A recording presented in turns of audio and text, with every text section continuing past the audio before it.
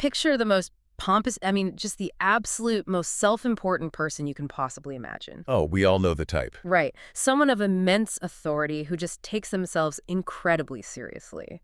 To borrow some really vivid imagery from the author of our source material today, and look, regardless of where you sit on the political spectrum, this is just the author's archetype picture, a verbose, red-faced cable news commentator. Just endlessly pontificating on the TV at your local gym. Exactly. Or, if you prefer, imagine this profoundly stuffy Ivy League business professor who refuses to even crack a smile. Right, someone who thinks they have the entire universe figured out. Yeah.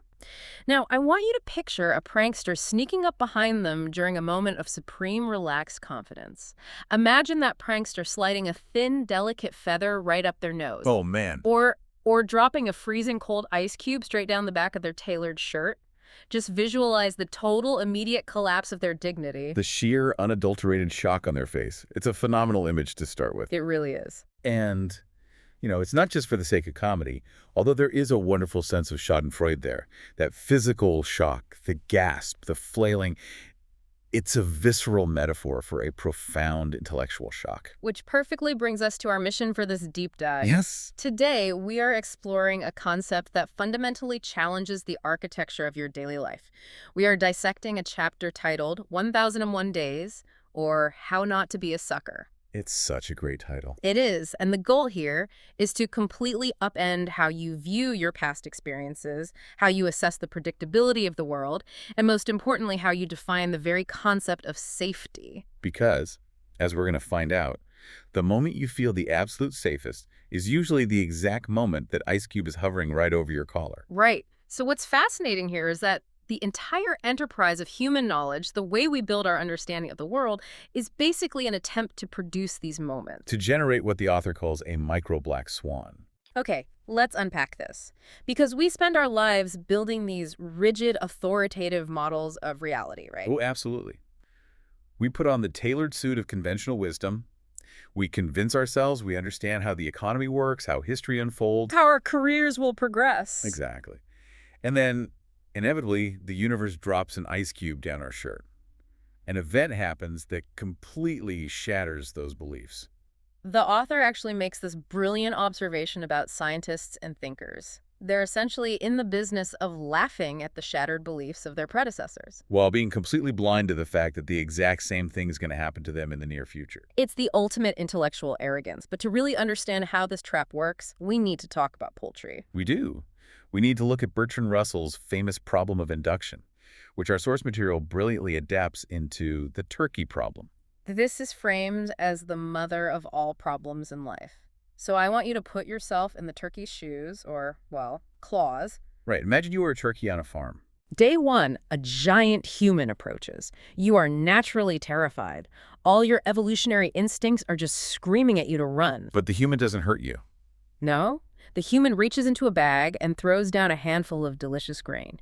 You eat, you survive. So that's a single data point. I mean, not enough to form a conclusion, but it's a start. Right. Then comes day two.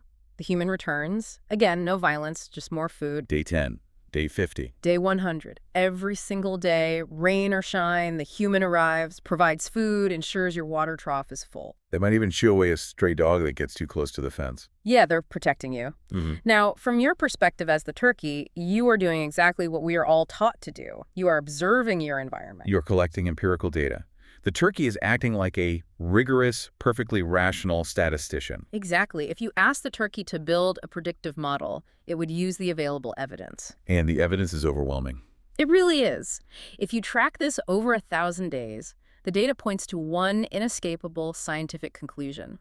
Which is that humans are friendly, benevolent creatures, deeply invested in the personal well-being of turkeys. It's basically a law of physics for this bird. If you visualize the graph, like figure 1 from the text, it's a graph of the turkey's confidence over those 1,000 days. And it is a beautiful, comforting line. It starts low with that initial skepticism, and then it just trends steadily, predictably upward. Every single feeding reinforces the model. Any risk manager looking at that data would confidently project that day 1001, day 1002, and day 2000 will follow the exact same trajectory. The variance is virtually zero. The historical track record is flawless. But then we reach day 1001, And crucially, day 1001 happens to be the Wednesday before Thanksgiving. The human arrives, but not with grain. No. The human arrives with a hatchet. Boom. A complete catastrophic revision of belief. The turkey's entire paradigm is obliterated in a fraction of a second. But wait, let me push back here. What? Because if we look at the turkey's methodology, the data wasn't wrong. The turkey didn't miscount the grain. Right, didn't hallucinate the feedings. So are you, or is the author suggesting that the entire scientific method is fundamentally broken? That is the perfect question. Because learning from the past is literally how we cured diseases and built airplanes. How can observing reality be a bad thing? The author is definitely not saying that observing the past is universally useless. The distinction lies in the type of environment you are observing. Okay, what do you mean? When you are building an airplane, you are dealing with the laws of physics. Gravity doesn't change its mind. Aerodynamics don't suddenly shift because it's a Wednesday. Okay. But the turkey isn't observing a law of physics. It is observing a complex, dynamic system driven by hidden human intentions. So the turkey's fatal flaw is assuming that the absence of a negative event in the past proves the impossibility of a negative event in the future. Exactly. You are extrapolating a rule where no rule actually exists. Okay, I see the distinction. It's like, imagine you're driving a car, but your windshield is entirely painted black. You can't see an inch in front of you. That's terrifying. Right. And the only way you can steer is by looking in the rearview mirror. Now, for 1,000 miles, the road in the rearview mirror has been perfectly straight and totally flat. So based on that flawless historical data, you confidently press the accelerator to the floor. Exactly. What you don't realize is that 10 feet ahead of you, the road ends at the edge of the Grand Canyon. Your data was 100% accurate regarding the past, but 100% useless for predicting the cliff. Right. And this leads to what is arguably the most terrifying concept in this section of the text: learning backward. Yes, learning backward. It's a deeply unsettling idea. Wait, how can learning go in reverse? Think about the psychological state of the turkey on day 1000. It felt the absolute safest it had ever felt in its entire life. Because of all that data. Right. The continuous feeding didn't just fail to predict the butcher, it actively manufactured a false sense of security. So the 1,000 days of observation actually had a negative value. Precisely. Because the data actively disarmed the turkey. It trained the turkey to be docile. Oh, wow. The feeling of safety reached its absolute maximum at the exact moment the risk was highest. The scientific method of observing past trends turned out to be viciously misleading. It wasn't neutral. The more the turkey learned, the more vulnerable it became. And that is deeply unsettling when you apply it to human behavior. Because if 1,000 days of success can actually be a trap, it flips everything we know about building trust and verifying safety on its head. And the source material makes it painfully clear that we aren't just talking about poultry here. Right, this isn't a quirky thought experiment about animal husbandry. Far from it. The text explicitly states that the turkey problem applies anywhere the same ham that feeds you can wring your neck. And to prove that, the author brings up some heavy, real-world historical examples, like entire societies walking over the edge. Yes. For instance, the text points to German Jews in the 1930s. Right. For a long time, there was a feeling of increasing integration, a long trend line of assimilation and cultural contribution. And that trend masked the sudden catastrophic shift that was about to happen. The author also draws on their own deeply personal background, discussing the history of Lebanon, right?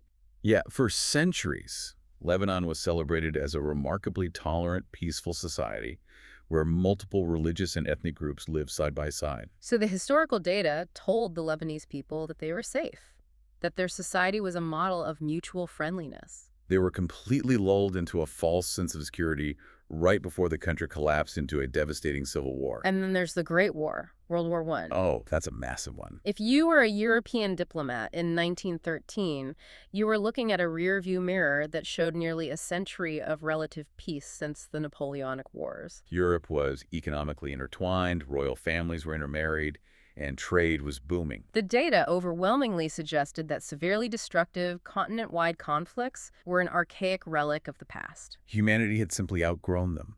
The trend line of peace and prosperity was pointing straight up. So when the assassination of an archduke happened in Sarajevo, nobody thought it would lead to millions of deaths. They thought it would be a localized diplomatic crisis, quickly resolved. They were turkeys looking at 1,000 days of calm. And then came the Wednesday before Thanksgiving for an entire continent. The deadliest conflict in human history up to that point. But how do extremely smart, highly educated people rationalize this? How do they blind themselves to the cliff? Well, the text highlights a pervasive fallacy in human reasoning, relying on a fantastic quote from E.J. Smith to illustrate it. Oh, Captain E.J. Smith. Yes. In 1907, Captain Smith gave an interview where he proudly declared that in all his decades at sea, he had never been in an accident worth speaking about. He actually said he had never seen a wreck, never been wrecked himself, and had never been in any predicament that threatened a disaster. 1907. Let me guess, 5 years later? 5 years later, E.J. Smith was standing on the bridge of the RMS Titanic. Wow.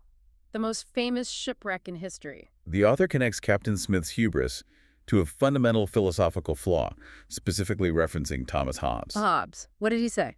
He claimed that from, antecedents flow, like consequence. Okay, in plain English. If things have been a certain way in the past, they will continue to be that way in the future. Captain Smith mistook an absence of past disaster for a guarantee of future safety. He assumed the ocean was a friendly farmer, simply because it hadn't drowned him yet. And this delusion of safety, this turkey brain mentality, it's not just found in history books or on sinking ships. No, it's everywhere. The text takes a really aggressive turn here and dives into the world of modern finance. The way the author describes the banking industry is just phenomenal. They talk about traditional lending bankers, painting this vivid picture of pear-shaped, clean-shaven men wearing boring dark suits. White shirts and red ties. The text explicitly says they are trained to be dull. It's a deliberate aesthetic. It's a performance of stability. Right. If you're going to hand over your life savings to someone, you don't want them wearing a neon jacket and quoting poetry. You want them to look like a walking spreadsheet. Exactly. You want them to project this ultimate conservative image. But the author argues that this entire posture is a complete charade. It's a facade, because the underlying mechanics of their business are entirely exposed to the turkey problem. The banker's suit is conservative, but their risk profile is wildly reckless. The text brings up the summer of 1982 as the perfect example of this unmasking. Let's get into the mechanics of that because it's fascinating. What exactly were they doing leading up to 1982? Well, leading up to that summer, large American banks had been generating incredibly steady, predictable profits by lending massive amounts of money to South and Central American countries. So day 1, day 2, day 500 of steady, reliable interest payments rolling in. The quarterly reports looked beautiful. The executives were hailed as geniuses of conservative growth. The graph was trending straight up. The farmer was throwing the grain. Exactly. The bankers assumed that sovereign nations simply do not default on their debts. Because the historical data supported that assumption. Right.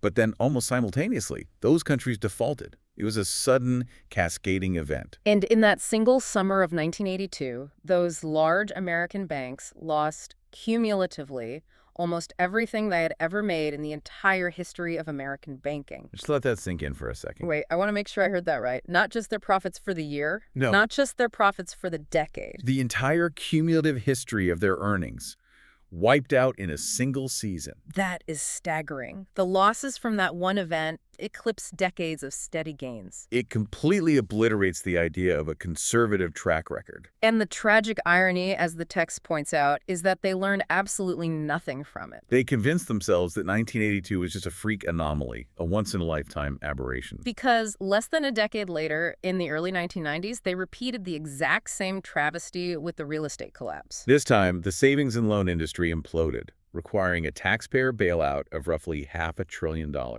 Which leads to a footnote in our source material that is just absolutely scathing about the systemic flaw in modern capitalism. It dissects how corporate managers are structurally incentivized to produce what the author calls illusory profits. Because if you are a bank manager, you don't get paid based on the survival of the bank 20 years from now. You get paid your bonus this year, based on this year's returns. Right. This requires a bit of translation, but the text is describing the mechanics of hidden tail risk. These managers generate steady returns by taking on massive, hidden risks that don't show up in the daily data. In financial terms, they are essentially selling out-of-the-money put options. Okay, let's break that down for someone who doesn't work on Wall Street. What does that mean in plain English? Imagine you offer to sell me insurance on my house for $10 a month. Okay, I'm the insurance guy. For years, my house doesn't burn down. Every month, you collect $10. Your ledger shows a beautiful, steady profit. I look like a brilliant businessman. But the risk you are holding is asymmetric. You are making pennies in exchange for the promise to pay out hundreds of thousands of dollars if my house does burn down. My profits are entirely illusory. They are just premiums collected on a disaster that hasn't happened yet. So the managers collect their massive bonuses for years, looking like geniuses. But when the rare catastrophic event finally hits, when the turkey gets the axe pay, the managers don't give those past bonuses back. No, they keep their millions. And who pays the cost? The shareholders, and ultimately, through bailouts, the taxpayers. It's a profound asymmetry in the system. Privatized gains, socialized losses. When they win, they keep the money. When they lose, the public absorbs the blow. The author makes this incredibly personal, too. They mention that their very first job at a Wharton was at Bankers Trust. Which is defunct now, unsurprisingly. Right. And the author remembers being in the chairman's office, listening to the executives broadcast how smart, profitable, and conservative they were. Completely ignoring the disaster of 1982 that had just happened. The author realizes in that moment that their profits weren't really profits at all. They were just, and I love this quote, cash borrowed from destiny with some random payback time. Cash borrowed from destiny. It's such a haunting phrase. It really is. You aren't actually creating value. You are just taking a loan out against a future catastrophe. And the interest rate on that loan is total destruction. Here's where it gets really interesting, though, because it totally changes how you evaluate success. Every time I see a company with 10 years of perfect, unbroken profit growth, I'm now going to wonder, are they brilliant or are they just borrowing heavily from destiny? But this brings up a massive existential question for me. If these landscape-altering events eventually wipe everyone out... If the butcher eventually comes for every turkey... Right, is everyone a sucker? Is it simply impossible to exist without being caught in this trap? That is the crucial pivot the text makes, and it's an empowering one. Okay, so there's hope. The answer is no. Not everyone is a sucker, because these massive, unexpected events, these black swans, are entirely relative. Relative to what? To your knowledge, your exposure, and your expectations. Okay, explain that. Let's go back to the farm on the Wednesday before Thanksgiving. For the turkey, that day is the ultimate black swan. It is a completely unforeseeable, paradigm-shattering disaster. Right. It fundamentally alters its existence. But think about the butcher. For the butcher, it's just Wednesday. Exactly. It's the busiest week of the year, but it isn't a surprise. For the butcher, the event is entirely expected. It is planned. The butcher has models that account for Thanksgiving. Therefore, a black swan is what the text calls a sucker's problem. It depends entirely on your specific vantage point. If your model of the world includes the existence of the butcher, you aren't surprised when he shows up.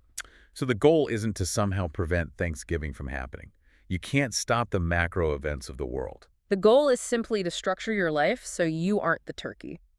But the author makes a really disturbing point here. What's that?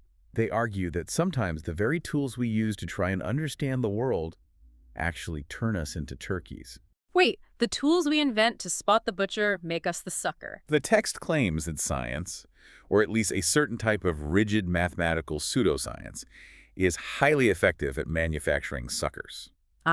This is where the critique of financial modeling becomes absolutely devastating. The author points to the infamous collapse of long-term capital management, or LTCM, in 1998. This is a legendary story. For those who don't know, this was a hedge fund run by the absolute pinnacle of the intellectual establishment. Literal Nobel Prize-winning economists were on the board. These were the designated geniuses of the modern world. And they used incredibly complex mathematics, specifically models based on the bell curve, or normal distribution, to manage their risk. They managed to convince themselves, the major banks, and the entire financial establishment that their math was an infallible science. Right, but why did the math fail? I mean, a bell curve is a real mathematical concept. We use it to grade tests. We use it to measure human height. Why did it turn them into turkeys? Because they applied the wrong mathematical map to the territory.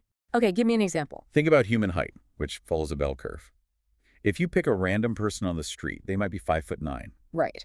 It's rare to find someone who is 7 feet tall. It's incredibly rare to find someone who is 8 feet tall. And it is mathematically impossible to find someone who is 80 miles tall. Exactly. The extremes in a bell curve are capped, but wealth, markets, and human events don't work like height. They operate in a dynamic where the 80-mile-tall event, a market crash of unprecedented scale, isn't just possible, it happens regularly. LTCM's models assumed the financial markets operated like human height. They essentially built a mathematical proof that the butcher didn't exist. And because their Nobel Prize-winning models told them disaster was statistically impossible, they took on gargantuan amounts of hidden risk. They borrowed billions upon billions of dollars to amplify tiny advantages.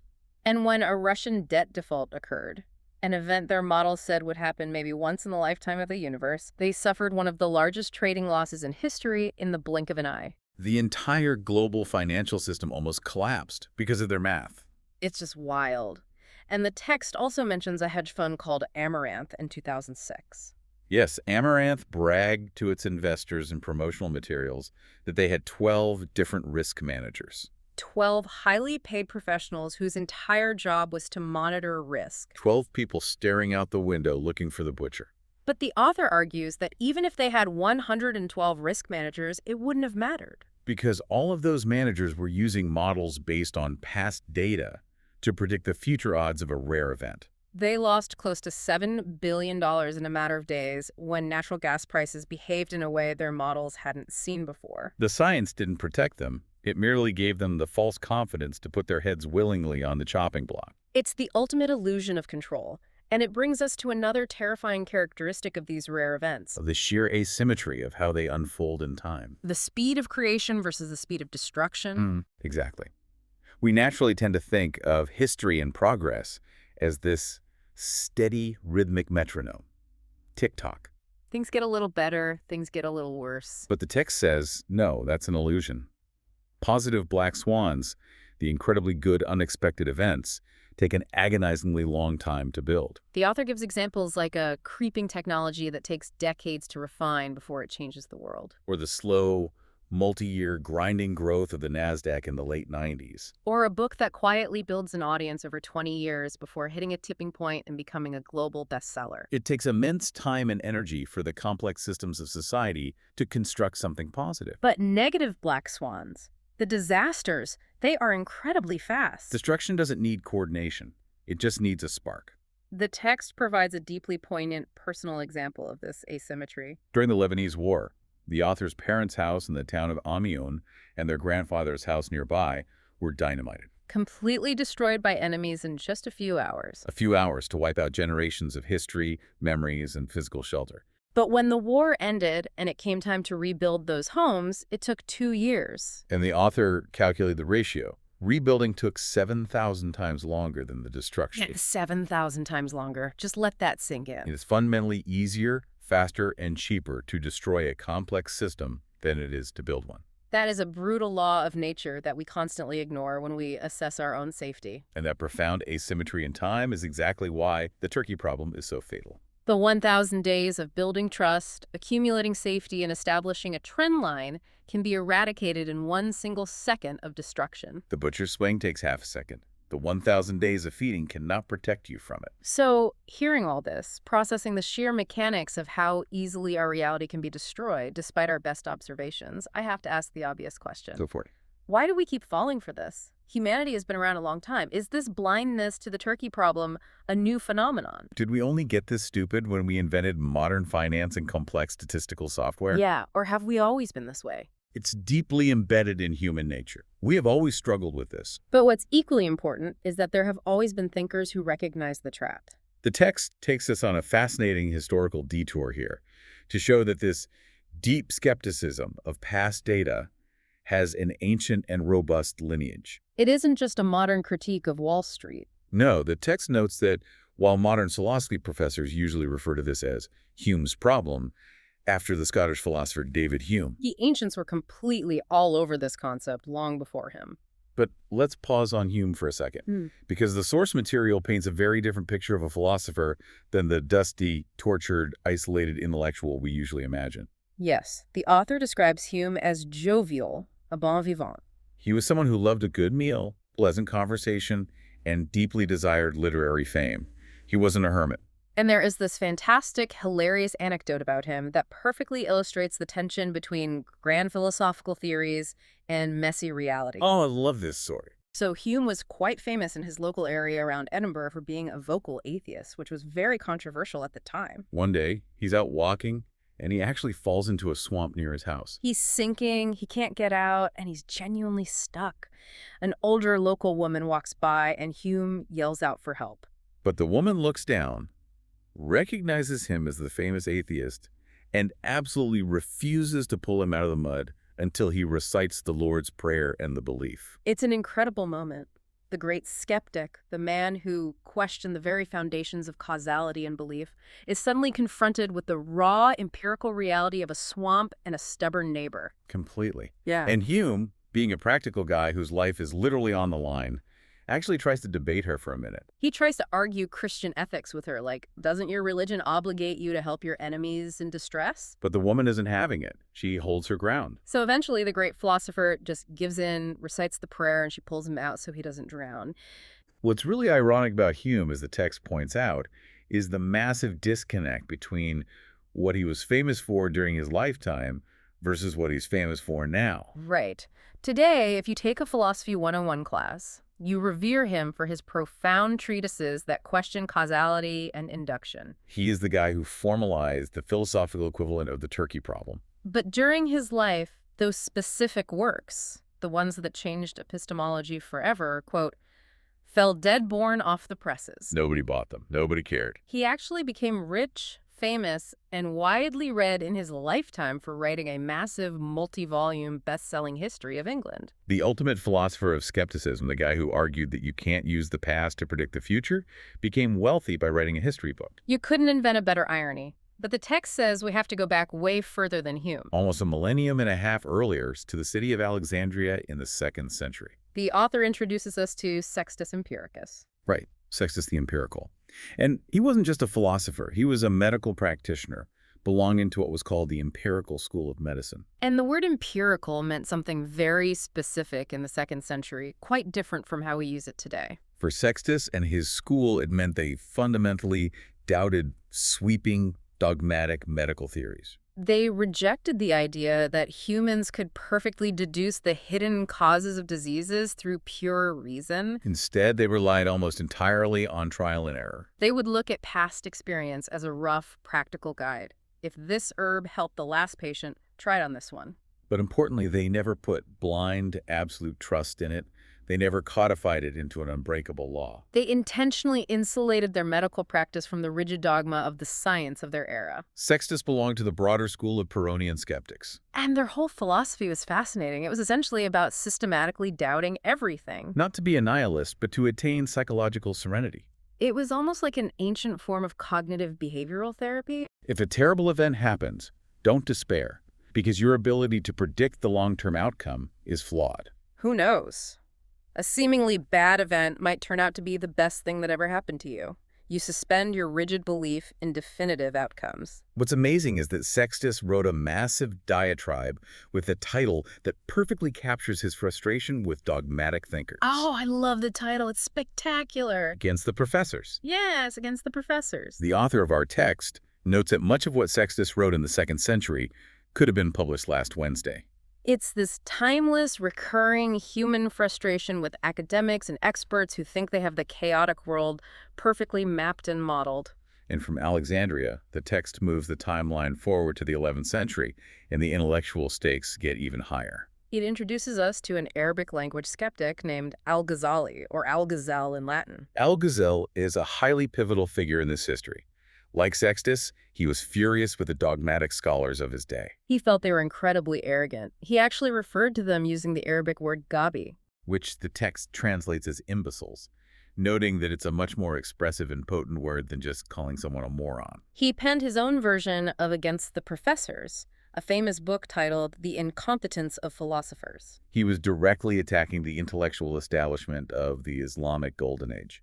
Specifically the scholars who were trying to cleanly reconcile classical Greek philosophy like Aristotle with Islam through rigid logical argument. Al-Ghazali thought they were taking themselves way too seriously. He argued that their neat logical models completely ignored the fundamental chaotic unpredictability of the world. Just because B follows A 1,000 times doesn't mean A causes B. And this blistering critique sparked a massive multi-generational historical debate. The counter-argument was taken up a century later by another monumental philosopher, Averroes. Averroes wrote a rebuttal literally titled The Incompetence of the Incompetents. The medieval diss tracks were real. But the text makes a striking claim about this debate.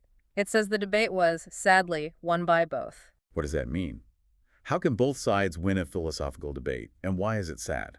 It means that the two different spheres of the world, the East and the West, took opposing lessons from the debate, and both cultures took those lessons to dangerous extremes. In the aftermath, many Arab religious thinkers deeply integrated Al-Ghazali's extreme skepticism of causality and the scientific method. But they pushed it too far.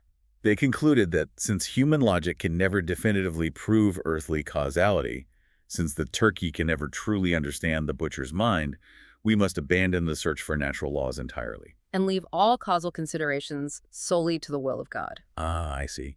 So if a rock falls, it's not because of gravity, it's because God willed it to fall in that exact moment. They abandoned the search for practical, mechanical explanations. Yes. The text notes that Al-Ghazali inadvertently fueled the rise of Sufi mysticism, where the worshiper seeks to sever connections with earthly, logical matters to commune directly with the divine. The tragic result, according to many historians of science, is that the Arab world, which had been leading the globe in astronomy and mathematics, largely abandoned the empirical scientific method for centuries. While the West did the exact opposite. Exactly. The West enthusiastically embraced Averroes' defense of rationalism and Aristotelian logic. This rational framework survived through Thomas Aquinas and profoundly shaped the Western scientific revolution. But of course, the West took it to the other extreme. We fell completely in love with our logical models, completely ignoring Al-Ghazali's warnings about the Black Swan problem. We built the hyper-rational, fundamentally flawed models we see today that blow up global financial markets. It's wild to think that a philosophical debate in the 11th century literally split the intellectual trajectory of the globe. And we are still dealing with the fallout on Wall Street today. And the author rounds out this historical lineage by mentioning Pierre Bayle, a French Protestant who heavily influenced Hume. And a Catholic bishop named Pierre Daniel Hewitt. And Hewitt's story is just incredible. Hewitt was widely considered the most read person of his day in the 17th century.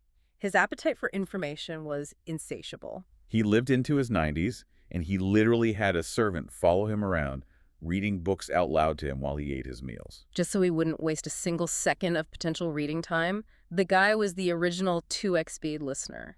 But the text uses Hewitt to make a really profound point about the nature of true erudition. Yes. Hewitt wrote a major treatise aggressively tearing through the dogmas of his time and questioning the reliability of human perception. He argued that any single event could have an absolute infinity of possible underlying causes. And the author of our text insists that genuine erudition, the kind of massive, wide-ranging knowledge Hewitt possessed, is absolutely essential. Because true, deep scholarship doesn't make you arrogant. It doesn't give you false certainty. It makes you profoundly, humbly dissatisfied with your own knowledge. Right. If you read 5 books on a topic, you think you're an expert. If you read 500 books, you realize how little anyone actually knows. The author calls this dissatisfaction a wonderful shield against simplifications. It protects you from the 5-minute manager or the overly specialized academic who thinks they have found the one magic bullet to explain the economy. True erudition is the ultimate antidote to the pompousness of the expert we pictured at the beginning of the deep dive. The man with the ice cube down his shirt lacks erudition because he thinks his tiny sliver of knowledge explains the whole universe. Okay, so this history is fascinating. It shows we've been wrestling with this forever. But I have to stop and push back really hard here. Go ahead. Because if we follow this logic to its absolute conclusion, where does it leave us? If all past data is a potential trap, If the entire concept of cause and effect is inherently murky, if every model is eventually wrong, yeah, what do we do? do we just throw our hands up, become like the Sufi mystics, and retreat from the world? Do we just sit paralyzed in our houses, terrified that a black swan is going to crash through the roof at any second? If learning from the past has negative value, how can we possibly function? That is the natural paralyzing fear when you first truly observe the magnitude of the turkey problem. It feels like intellectual nihilism. But the text is incredibly explicit about the author's ultimate stance, and it is a crucial distinction. The author is not a total risk phobe. They are not a mystic retreating to a mountaintop. In fact, the text states that the author favors a very aggressive type of risk-taking. Aggressive risk-taking. After spending a whole chapter explaining why taking risks based on past data blows you up. How does that work? It comes back to drawing a hard line between the practitioner and the philosopher. Remember David Hume in The Swamp? Hume was radically aggressively skeptical in his study when he was writing philosophy. But the text notes he completely abandoned that skepticism the moment he stepped out his front door into daily life. He had to. You can't live your life paralyzing yourself over whether the sun will rise tomorrow or whether the ground will suddenly turn into liquid. But the author does the exact opposite of Hume. Precisely. The author doesn't care about solving the abstract theoretical puzzle of induction in a philosophy seminar. The author deploys skepticism specifically and exclusively in matters of daily life and practical decision-making. The goal is not to solve the universe. The goal is simply to make decisions without being the turkey. It's about practical survival. The text mentions that people constantly ask the author, given your extreme risk consciousness, how do you even cross the street? And the author's answer perfectly summarizes the whole mission of this document. The goal is not to refuse to cross the street. The goal is to cross the street without a blindfold. That is the core takeaway. Taking risks is necessary, but the blindfold is the false confidence provided by looking only at past data. When you cross the street looking at a model that says, no cars have hit me here in 1,000 days, you are blindfolded to the speeding truck right in front of you. And the text gives a brilliant name to the imaginary world where that blindfold actually works. It calls it mediocriston. Mediocriston is the conceptual utopia of modern statisticians, traditional business people, and rigid academics. It is a theoretical world where events always follow neat, predictable bell curves. Where the past perfectly and smoothly predicts the future. And most importantly, where extreme paradigm-shattering black swans simply do not exist or are deemed so mathematically improbable that you can safely ignore them. It's incredibly convenient to pretend we live in mediocriston. If you work on Wall Street or in government policy, you can sweep the whole messy, terrifying problem of unpredictability right under the rug. You don't need to read philosophy or understand epistemology. You just need a spreadsheet and a performance bonus. But the text aggressively bursts that bubble. It states unequivocally that assuming we live in mediocriston is pure, dangerous, wishful thinking. We do not live there. We live in a world where the extreme, rare event disproportionately dominates history, markets, and our personal lives. And because we can't simply push the problem away with math, the text argues we have to dig much deeper into our own psychology. To understand exactly why we are so desperate to keep the blindfold on.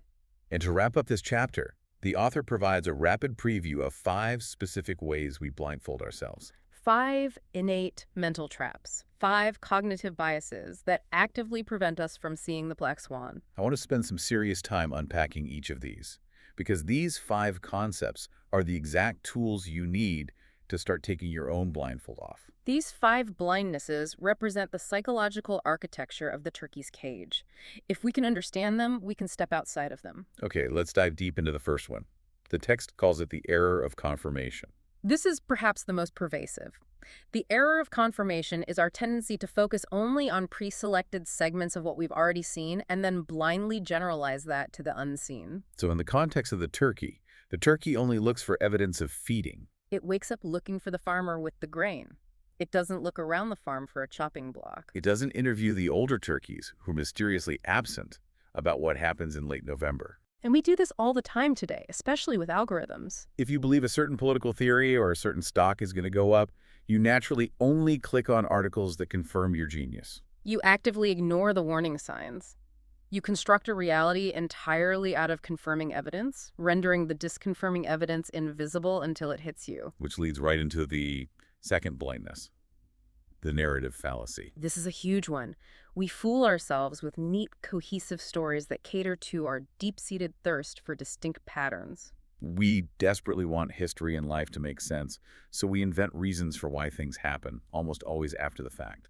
We are storytelling animals. When a company succeeds, business magazines write a glowing profile about how the CEO's habit of waking up at 4 a.m. and taking ice baths is the secret to their billions. Right. But they completely ignore the 10,000 bankrupt entrepreneurs who also woke up at 4 a.m. and took ice baths. We take a totally random, lucky Black Swan event, massive corporate success, and we force a clean, logical narrative onto it. And the danger is, once we have that story, we think we can predict the next success just by finding someone else who wakes up early. We mistake a story for a scientific law. Which perfectly transitions to the third blindness, human nature. The text suggests that we simply aren't biologically or neurologically programmed to process black swans. This is an evolutionary mismatch, isn't it? Yes. Our brains evolved on the savannah to deal with immediate, localized, visible risks. A tiger jumping out of the brush, a neighboring tribe attacking. We are incredibly well adapted to survive in a linear, predictable environment where cause and effect are instantly obvious. But we did not evolve to comprehend abstract, systemic, long-tail disasters like a collapse of the global derivatives market or a slow-moving, exponentiating pandemic. Our hardware is outdated for the modern software of society. We are trying to process global financial networks with a brain built for dodging rocks. That makes so much sense. Now, the fourth blindness is perhaps the most poetic, but also the most deceptive. Silent evidence. Silent evidence is the fact that history hides black swans from us. It is the graveyard of unseen failures. Explain how that distorts our view of the world. Think about reading a history book. We only read the memoirs of the successful generals, the billionaire investors, and the captains whose ships made it into port. Their success is loud and visible. But the thousands of generals who made the exact same tactical decisions and were slaughtered. The thousands of investors who took the same risks and went bankrupt. The ships that sank quietly in the middle of the night. They don't write memoirs. They are completely silent. So when we look at the historical data, we get a vastly, dangerously mistaken idea about the true odds of success or failure. We think success is common because it's all we see, and we think the butcher is rare because the dead turkeys can't talk. It creates a massive survivor bias that distorts our entire perception of risk. And finally, the fifth blindness, tunneling. We focus on a few well-defined, specific sources of uncertainty, a specific list of risks, and we completely ignore the others that don't easily come to mind. Tunneling is when an organization spends millions of dollars preparing for a specific set of known risks. An airline might have a perfect, rigorous protocol for handling snowstorms, engine failure, and unruly passengers. They focus intensely on those known variables. But they completely ignore the possibility of a massive volcano erupting in Iceland and grounding all European air traffic for weeks. They worry obsessively about the risks they can name. Well, the risk that actually bankrupts them is the one they never even imagined. They are looking for the butcher in the barn, but the butcher comes through the roof. Those 5 points, confirmation error, the narrative fallacy, human nature, silent evidence, and tunneling, they are the mechanisms of our own deception. If we pull all of this together, if we connect the turkey, the bankers, the ancient philosophers, and these 5 psychological traps, what is the ultimate synthesis of this deep dive? The central, inescapable lesson is this. The past is fundamentally not a reliable indicator of the future in complex systems. Confusing a lack of past disaster with a guarantee of future safety is the ultimate sucker's bet. The turkey felt the absolute safest right before it was killed. The peak of safety is the peak of risk. It's a terrifying concept initially, but once you truly internalize it, it's an incredibly liberating way to look at the world. Because once you accept that the butcher is out there, you stop blindly relying on the daily feedings as proof of your security. You stop living in mediocristan. You start looking for the hidden asymmetries in your life. You ask yourself, where am I exposed to infinite downside? Where am I mistaking a stable spreadsheet for a stable reality? Which brings us to our final thought for today. A little something for you, the listener, to mull over and explore on your own long after this deep dive ends. Think back to that core concept of negative value data. The data that makes you feel warm and safe, but is actually lulling you to sleep. I want you to take a hard, honest look at the systems, the routines, or the investments in your own life that make you feel the most secure simply because they haven't failed yet. Think about your career path, your financial portfolio, or even your daily habits. Are those systems actually building true structural resilience to the unexpected? If an ice cube gets dropped down your shirt tomorrow, can you survive it? Or are those systems just a steady stream of friendly feedings, Slowly, quietly marching you toward your own day 1001. You have to ask yourself, in the architecture of your life, are you positioning yourself as the butcher, or are you just a highly educated turkey? The ultimate question. Keep your eyes open, watch out for those hidden risks, and thank you for joining us on this deep dive.